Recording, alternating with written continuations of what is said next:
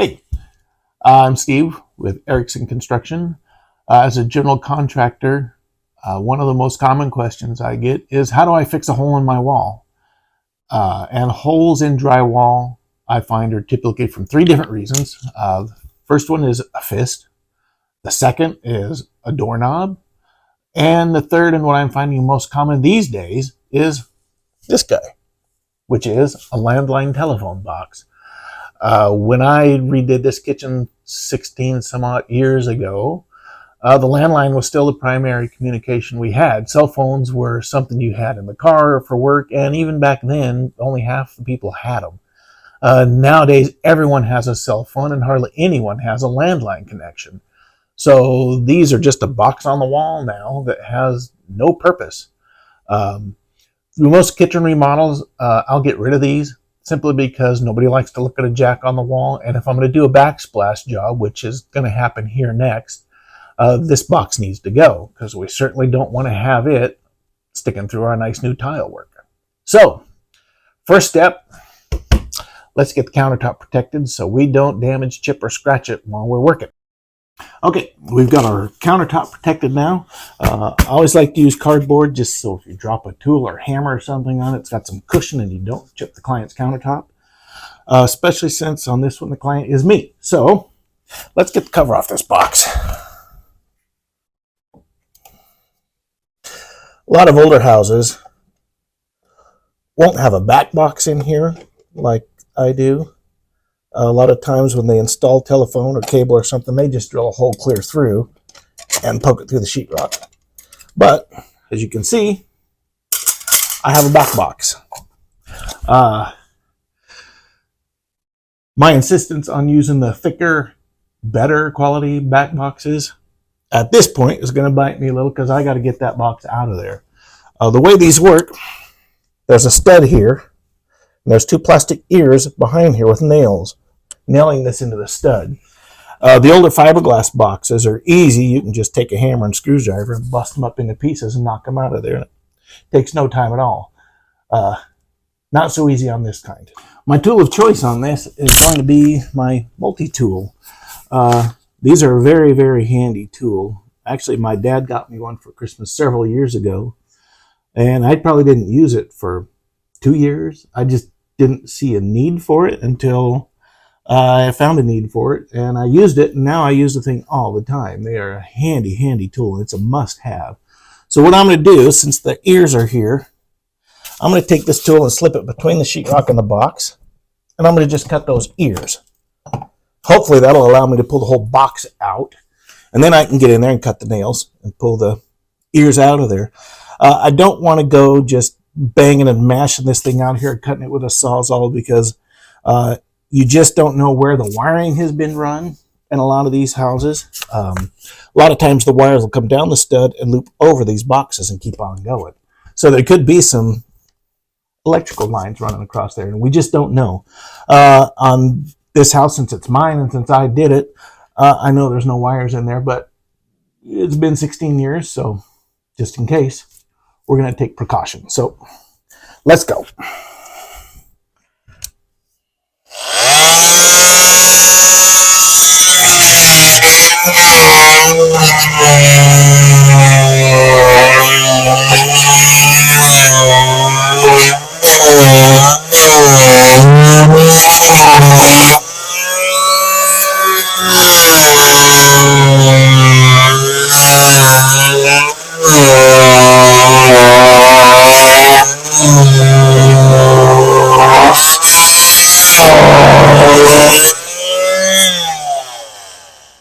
All right, let's see if we can get that guy out of there. Not quite. Let's see where our hang up is here. Right there.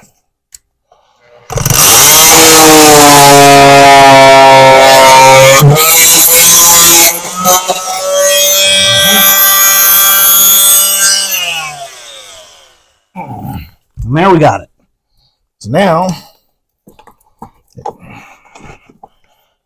should be able to just pull right on out of there. Oh, A little bit more to go on the top. Let's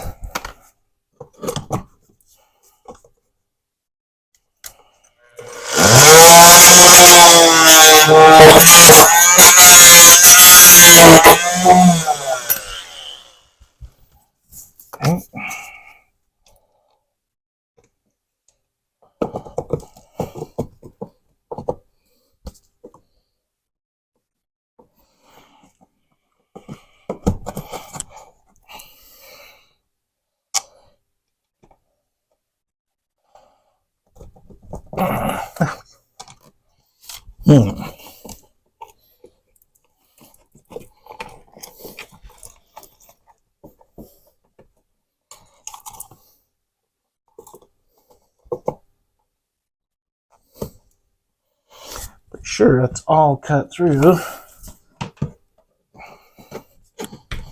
What's going on, I think, is because the sheetrock is a little tight and there's a little bit of a nub left on there when I cut this. Let's see if we cut that out of there just a little bit.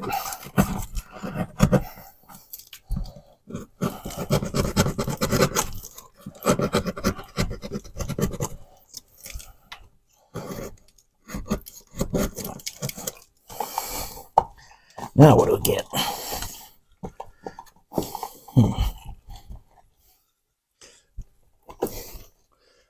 Oh yeah, when I cut that, I left some decent little nubs on there, so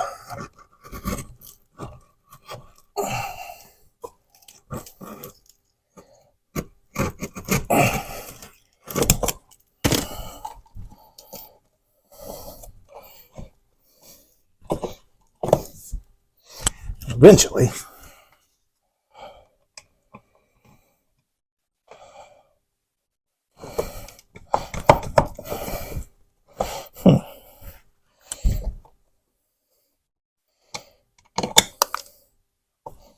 oh yeah, I can see it. That's, I think it's just a little more here.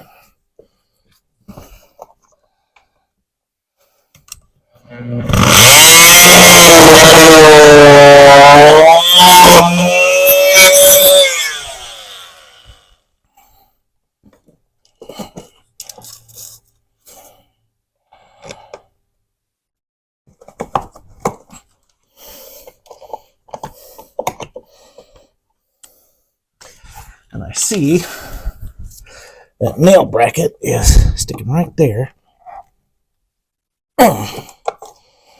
It's hanging me up.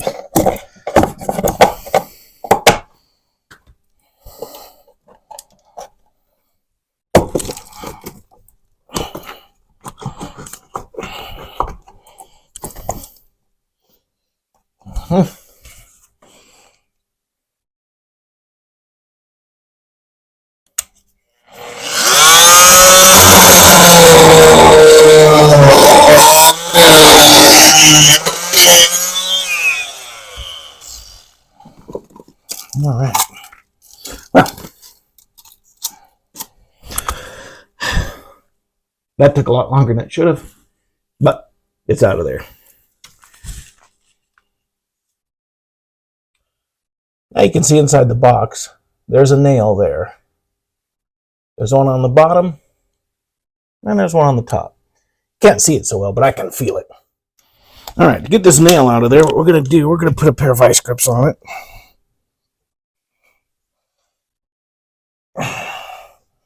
Nice and tight. And then we'll just pop it out of there. And you can see it's coming out of there now.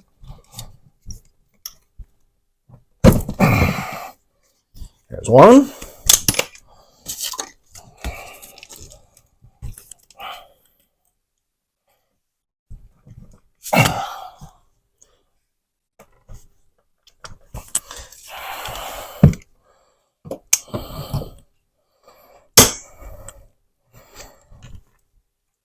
And there's two.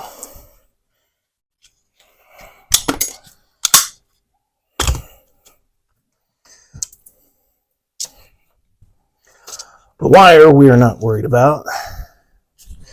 That can get tucked down inside.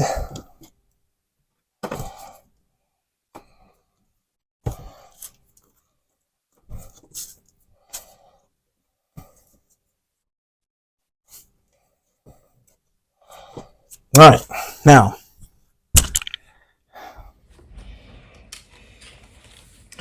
okay, what we have here is a 6x6 repair patch. As you can see, self-adhesive, rust-proof aluminum, easy to install. What we're going to do with this guy is we're going to throw this in the trash. What we have here is a 5/8 inch piece of sheetrock. You can buy these at the big box stores. They are 2x2, and you can get it in 1/2 inch or 5/8, and it's made just for this purpose, for making patches. So, for a template, we're going to use our box that came out of the wall. I'm going to space it in 3/4 of an inch. 3/4 of an inch the other way, so that's going to be 4 inches.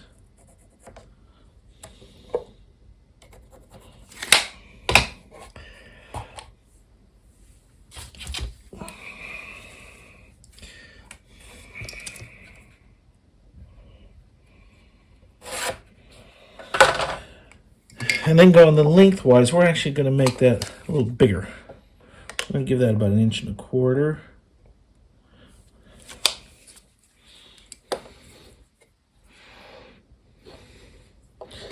Okay.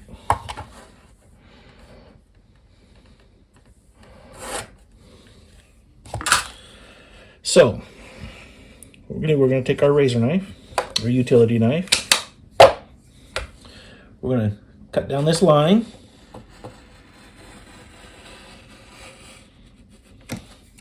I have a cutting board underneath here, so I don't go all the way through. But with 5/8, we're going to have to go maybe 3-4 passes to get all the way through. Or 5. All right, once we're there, this one's cut. All we have to do with this side is score it.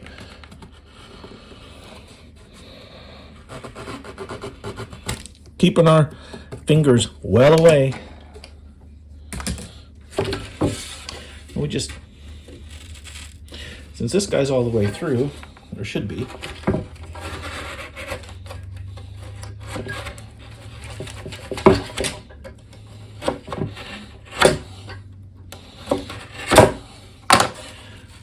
you can just snap that guy and cut the paper on the back. Okay.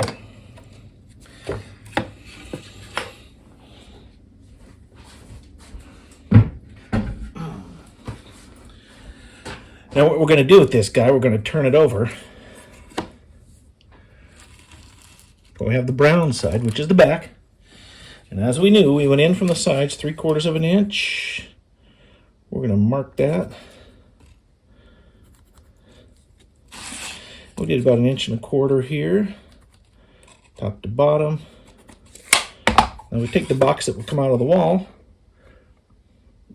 set that on those marks. And that's what we end up with. Now we're going to take this guy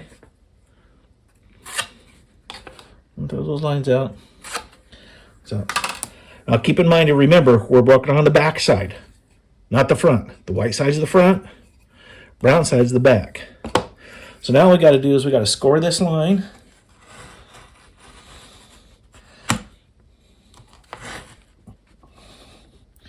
And since we're working with 5/8, we can score it a couple of times. We snap it, but we do not cut the paper. We take our fingers, we kind of push this guy up to peel that paper, leaving it intact. You do that all the way around.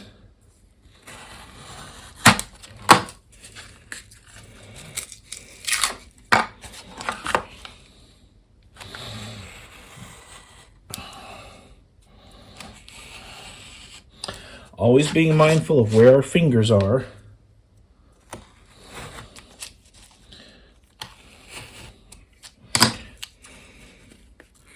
We snap it.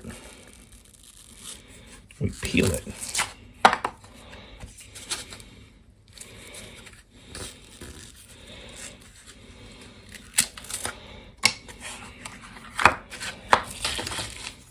Now I'm going to clean the sheetrock board off the back of this somewhat. Doesn't have to be perfectly clean. I do see that guy's kind of an angled cut.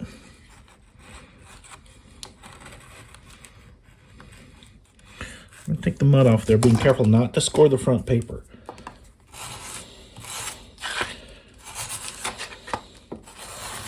Okay. There we go. So that's what we end up with. As you can see, that is the essence of the California patch. Okay, so now we have our patch, which looks like this from the front and this from the back. Paper flaps on here. I went ahead and made a new one just because I irritated at myself because I cut the flap. But, you know, we all make mistakes. So what we're going to do, we're going to set that guy in there. We're going to trace that paper outline.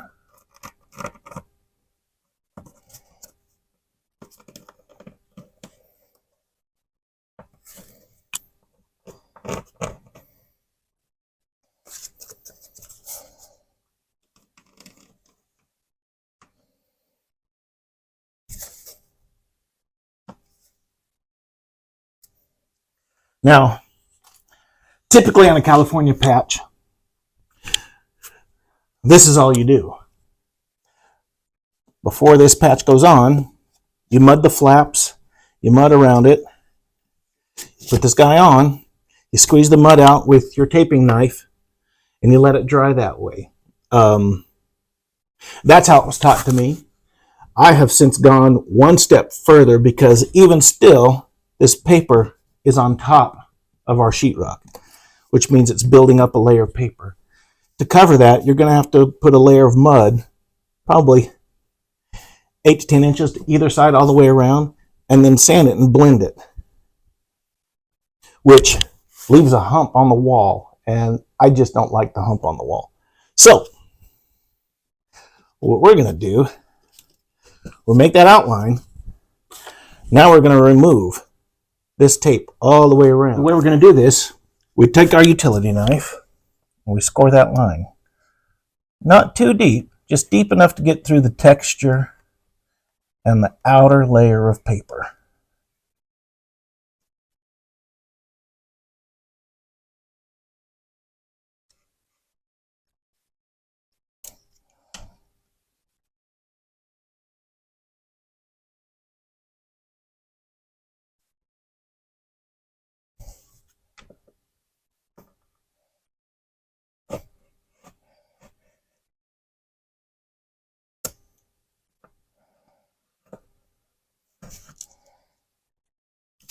Okay, what we're going to do now, we're going to get our knife behind that paper. You can see it'll peel up.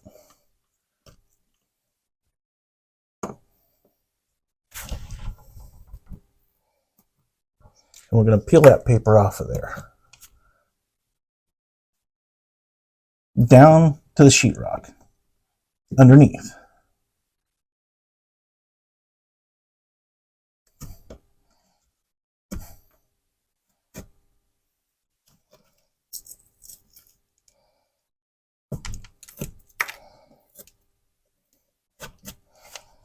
And we're going to get all the way out to our cut line, being careful not to go past it.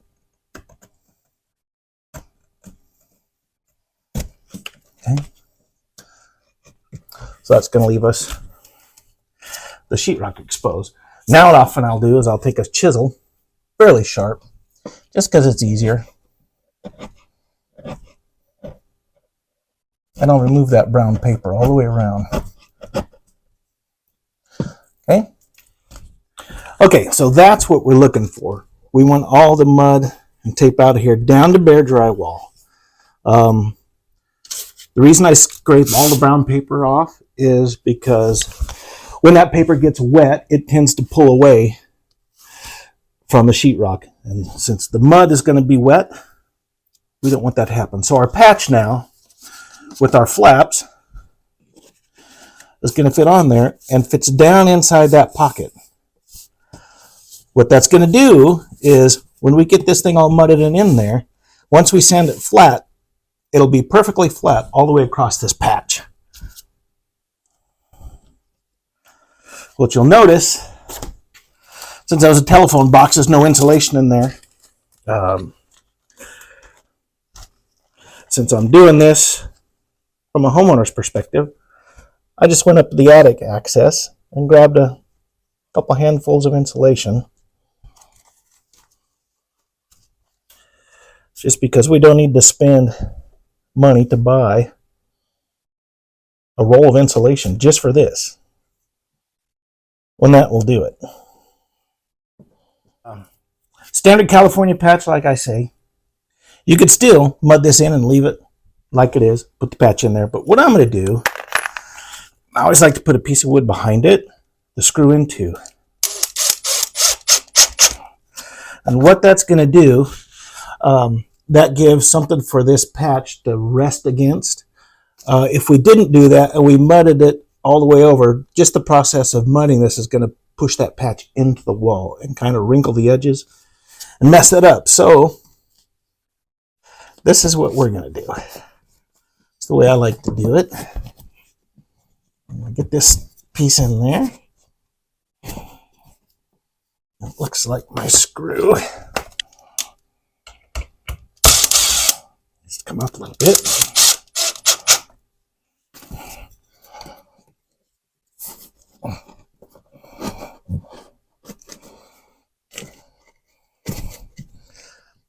So we're going to work that to where it's right there, and then we're going to put our screws for the piece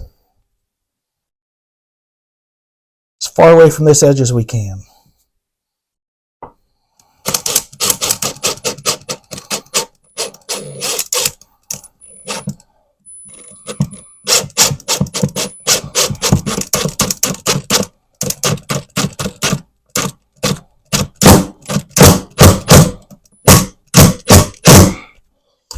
The reason we do that is because when we drive that screw in there, if it's too close, it'll bust that piece off. That we don't want.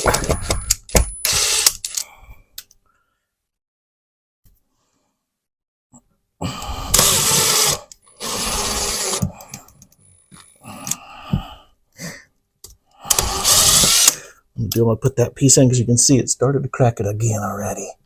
So, my handle, pull it tight against the wall.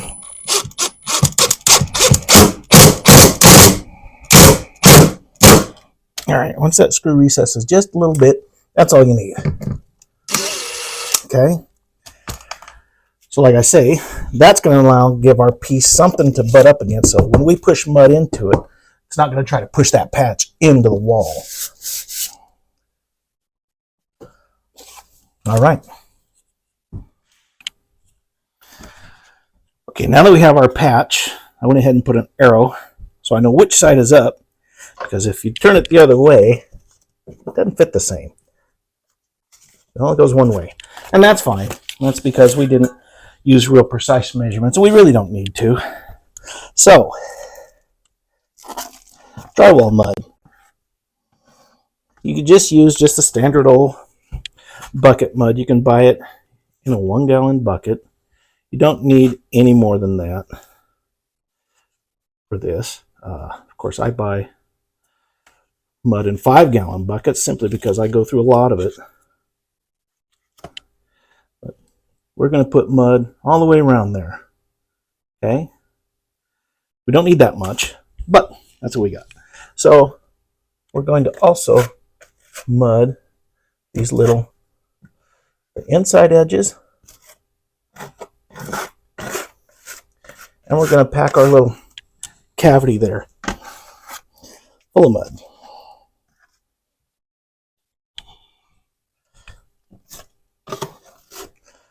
What's going to happen, we are now going to use this mud to glue our outer layer of paper on.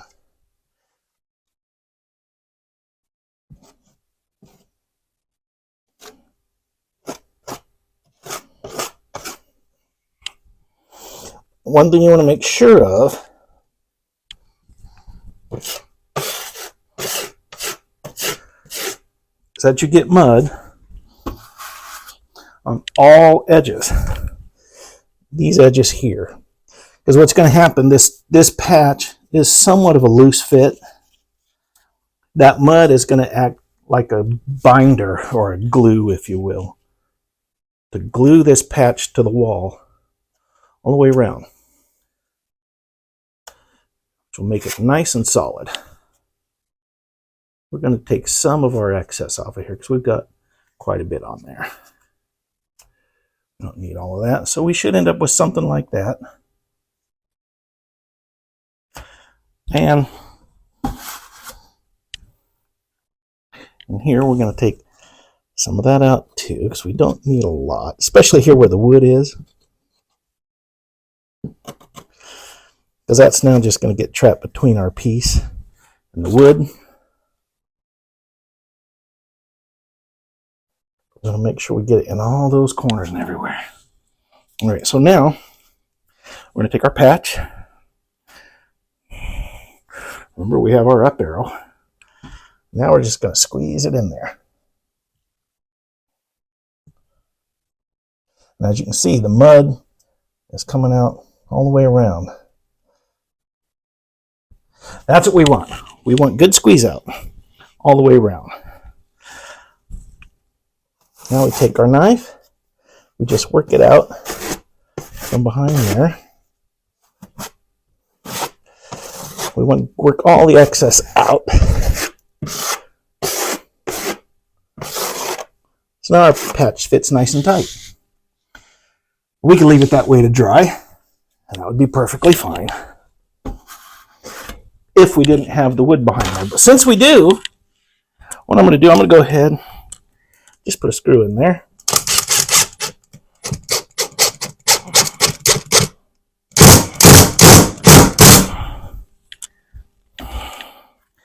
So now what I can do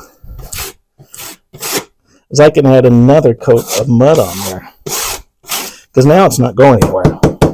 Things nice and solid. So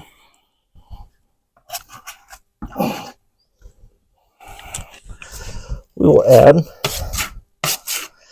an initial coat. I've got some lumps in there, but that's okay, because this is just the first coat. We're going to put this on. We're going to let that dry overnight. What you'll find when we come back tomorrow, as this mud dries and the water evaporates out of it, it's going to shrink. Okay? So we're going to just add just a little, enough to cover it up, because we know that's going to shrink in. Okay? And this mud coat doesn't have to be perfect. That's all you want right there.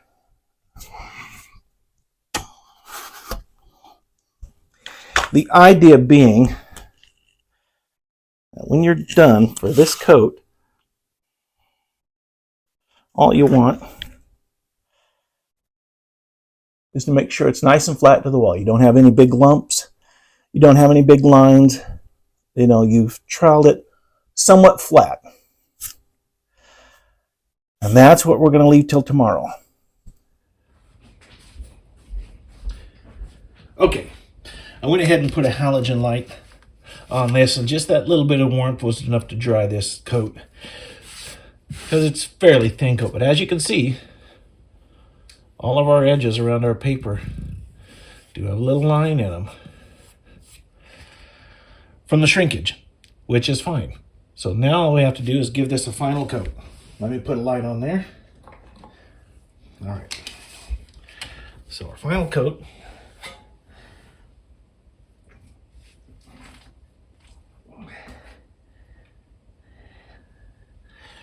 will be just a thin coat.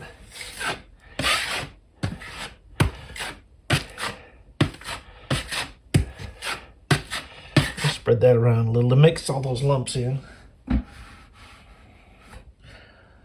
So now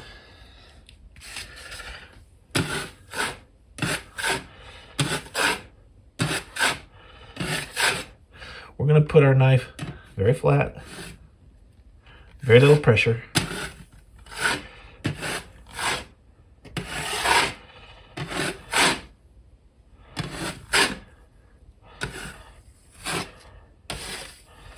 Because we want to make sure that this coat stands proud. In other words, this time we'll actually want this to be a little above the wall surface, and that's going to be good enough. The reason why is once this one dries, hopefully we won't have the shrinkage and it'll fill. We'll be able to just lightly sand this down flat even with the wall. All right, here we are next day. As you can see, we're nice and smooth. We still have a little bit of shrinkage line. I don't know if you can really see that.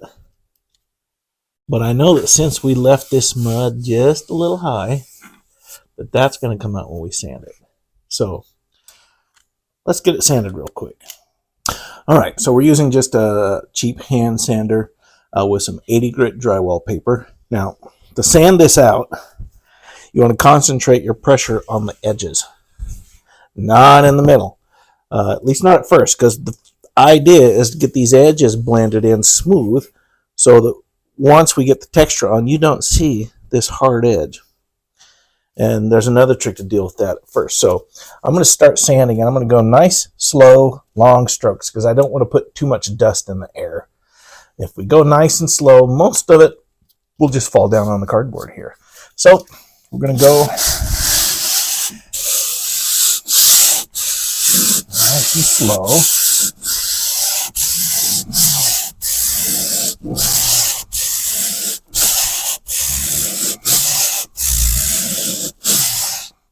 Now you can see the texture starting to peek through from the wall and the paint, and this stuff is starting to blend in nice and smooth.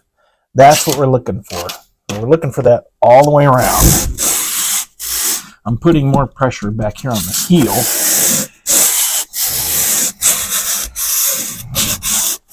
Now, if you see right here, a sharp line, that's our texture poking through, and that's where we cut to put our paper in. We don't want to sand here anymore, because we don't want to create a little ridge there. So what we'll do, we'll come out here a little bit, we'll sand on the outside of it some, we'll go to the bottom.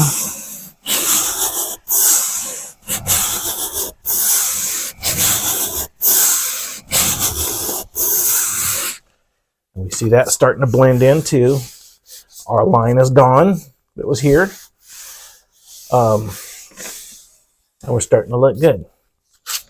So now I'm going to put my pressure up here.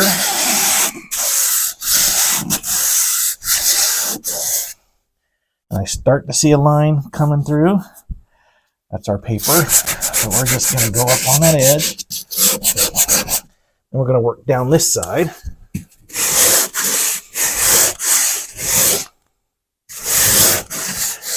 And I'm looking with each stroke of the sander to see what I see. If I see anything else poking through, I can see the line of the texture there in the old paint. So I'm starting to see our patch appear, which is fine. And really,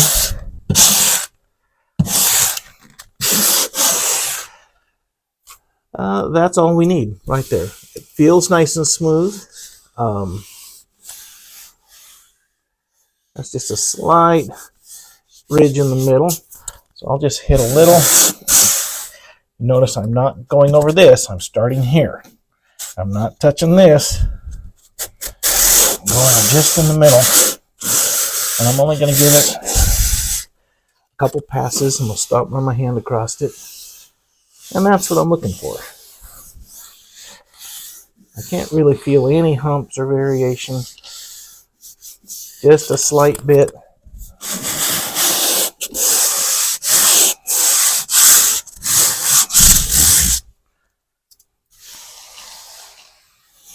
Now we're good. Okay. So the end result of what I really want to see with that is I'm looking to see if we're flat across the wall. Which, if I bring you guys over here to see this, you can see there's no air gap, no light. We are perfectly flat all the way across. Okay, now that we've got done sanding, if you notice where our mud went, there's little hard lines, and you can kind of see it where it's filled around. You'll see that once that gets textured and painted. So what we'll do, we're going to take a wet sponge, and this is just a standard grout sponge. You can get it in the big box stores. We're just going to wipe that edge. You see how that disappears? We're going to go all the way around so that when we do texture this, you won't notice any transition. Right. So that looks pretty good. We don't want to wipe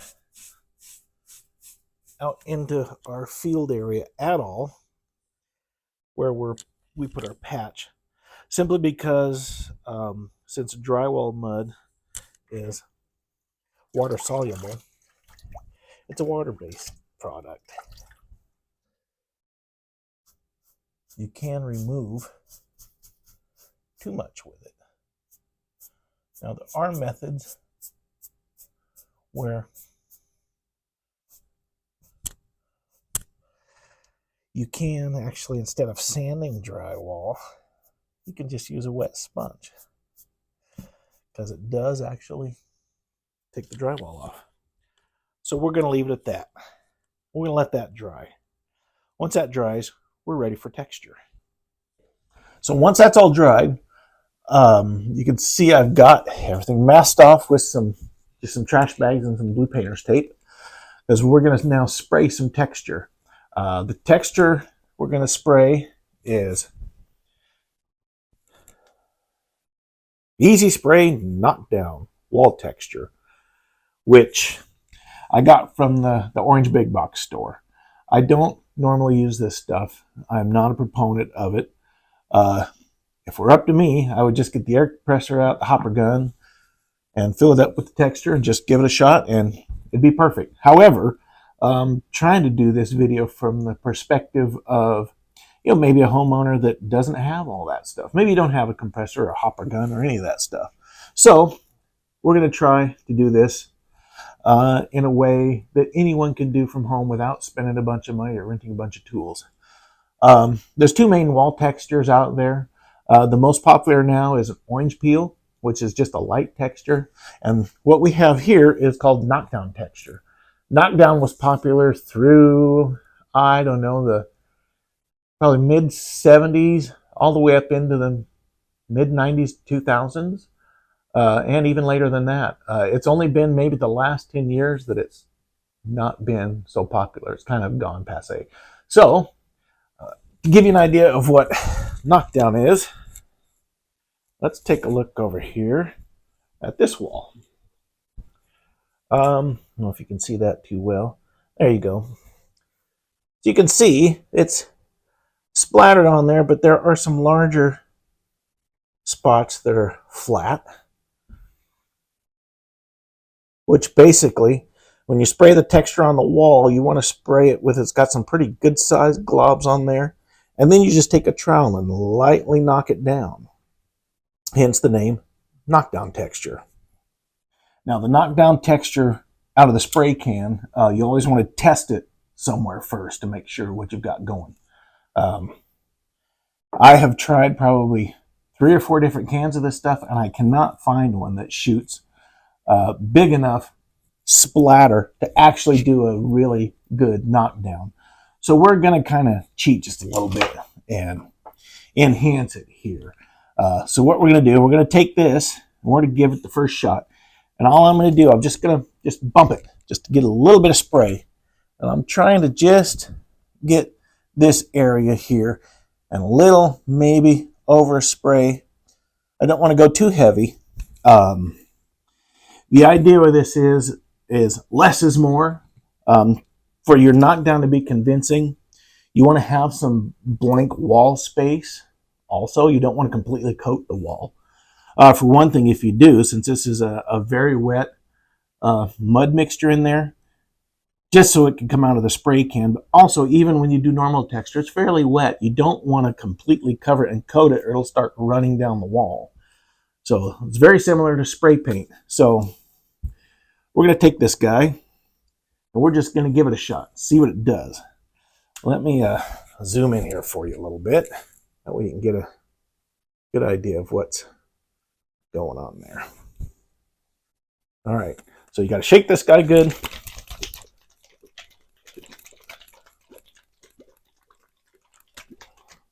And we're going to get in here. And you want to be 18 inches, 2 feet away. We're just going to give it a bump,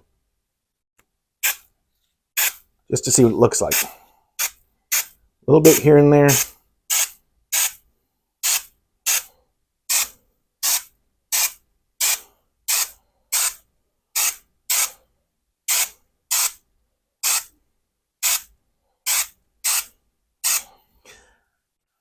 I'm going to say that's good enough. That's really all we want to have. So if you zoom in close here, you can see it's not a heavy coating, but there are some fairly good sized droplets in there. So what I'm going to do to kind of enhance that, I've got a trowel load of mud from my bucket, small putty knife. What I'm going to do, I'm just going to take little dips of that like that and just splatter it on there, here and there, just to give me a few of the big globs to really do our knockdown.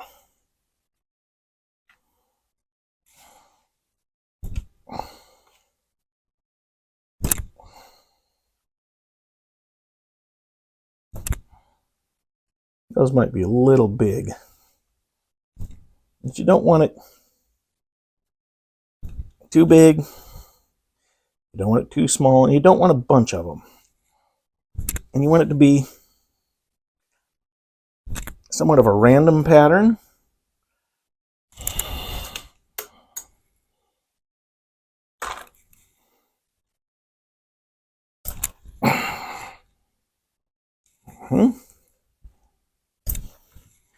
You know, get them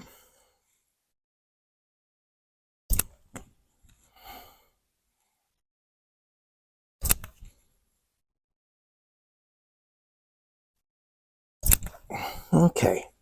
That's probably good enough. Let's get down there. Another one. I mean, if you wanted to, you could actually just tap it on there. Get it where you want it. But the real look I'm after, I want these to be very random in size and shape. I don't want them to all look the same, and I don't want them to be in any sort of a pattern. Okay.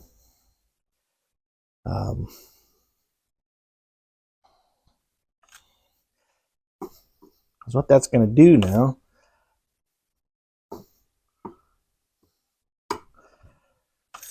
that's going to give us our little bumps just to knock them down with the trowel. Now, I think that's enough. What I'm going to do on that guy, cut that guy down some because he's kind of big.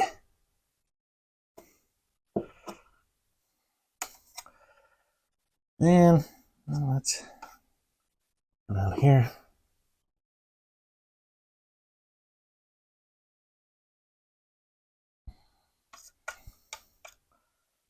And out of the regular hopper gun, you will get this kind of dispersion.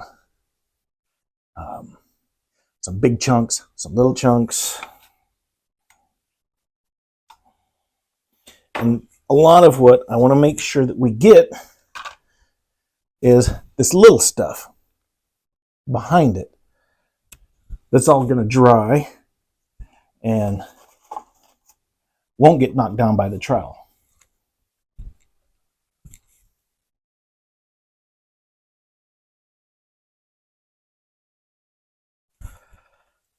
So the idea being, we're going to take our trowel and we're going to lightly trowel across it. And all we're doing is we're knocking the tops down of the big stuff to flatten it. Hence the name, the knockdown texture. So what's going to happen, the little bits are going to dry, and that's going to be fine. We want those to be in there because we don't want, just flat wall space anywhere. We want these little bumps in there. Keep the texture consistent with what we already have. When you spray this stuff out of a hopper gun, you're going to get a mix of little tiny stuff and big stuff because that air pressure is just blasting it on there. And now we're kind of getting too much of a pattern going. Not really random enough. But that's okay. It's going to be good enough. And we're going to let that dry for about 20 minutes or so. Okay, to give you an idea of how this is done, we're going to drag our trowel across here with no pressure on it whatsoever. You go across the wall. Notice I'm not pushing down at all. Okay, you don't want to put any pressure on this whatsoever. So what that's going to do is just knock the tops of these down. So I start over here and just holding the thing against the wall and dragging it. You can see it starts to knock down the bigger pieces, which is what we want. Now I'm going to wipe this excess off. And now to help this get a little more random, I'm going to go up. And I'm going to go down. I can feel it starting to set, so I'm going to go a little more firmer on the pressure, but not much. I can still feel it gliding across the top.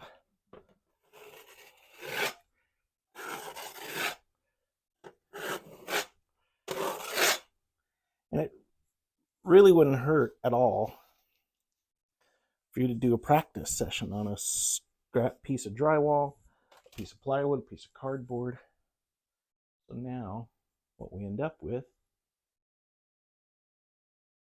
is we got our little stuff in the middle, our bigger pieces that are knocked down, and that should transition pretty well into the other stuff. That's a pretty effective knockdown texture.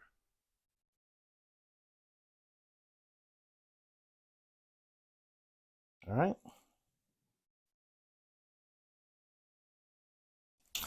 Okay, now the last thing we're going to do, because we sprayed our spray can first, as you can see, there's a little bit of overspray out here. If we leave that, that'll leave kind of a halo around our patch. So we're going to go back with our sponge, and we're just going to lightly pat that and rub some of that.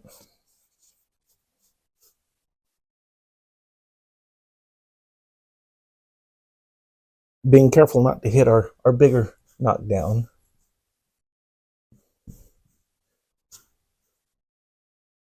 And there we go.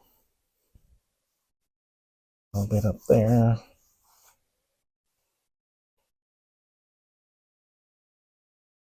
What you end up with is some little splatters on top of the old knockdown, which we really don't want.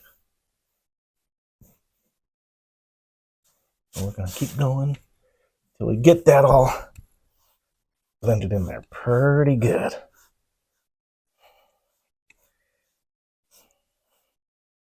You want to kind of wipe it up to our bigger knockdown, but not into it so much. All right, there we go.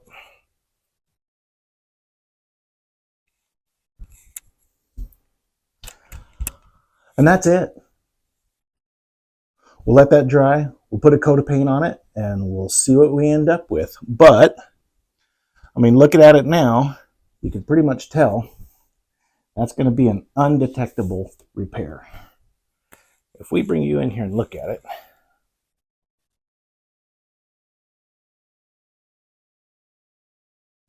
you can't really see anything of the patch at all.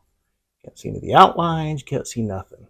So that means we are going to have a very good repair. No one will ever know we did anything. And there we go. A quick coat of paint and pretty much undetectable. Can you see it? It's right here. No one's ever going to notice that. Ever. So that's the proper way to patch a hole in your drywall. The California patch is actually something I learned in Florida. Where the name came from, I have no idea. Was it something originated in California, or was some dude named California come up with it? Who knows? Maybe California, they get a lot of holes in their drywall. I don't know. So, but that's how we do that. Like I say, the cheap patching kits with the aluminum screen and all that stuff, don't bother with that. It'll never look right. And the thing is, you know, your drywall is, you know, an hour fire rating. It's also got some R value for insulation, which that patch has none of that. So this is how you do it. It's perfectly indetectable. It's also perfectly flat on the wall. You can't see it. You can't feel it. No one's ever going to know it was there. We pull our, that gets some of that dust off of there.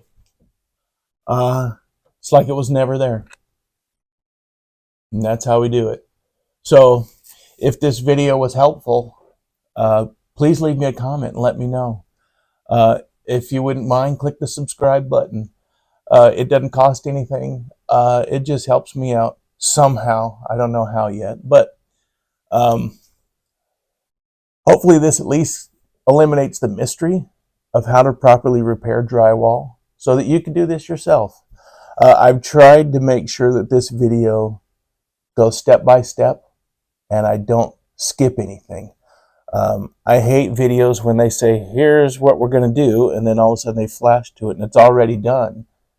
And you're like, well, how did you do that? I want to make sure that I give you simple step-by-step instructions with everything that I do. That way you can tackle it yourself. You know, maybe you're someone that's never done home repairs in your life. Maybe you're a single mom at home who can't afford to hire somebody, or maybe you're just a guy who doesn't want to hire somebody. I know my wife loves to do this type of stuff. It's something she's never done. It's something she's not really good at, but the more you do something, the better you get at it. So what I wanted to do is just make this video to show you how easy this really is. So you don't have to pay somebody. To pay somebody to do that is probably $400 or $500. And I basically showed you how to do this without buying a whole lot of tools. You'll need a drywall knife. And that's basically it. So there you go. Drywall patched. Thanks.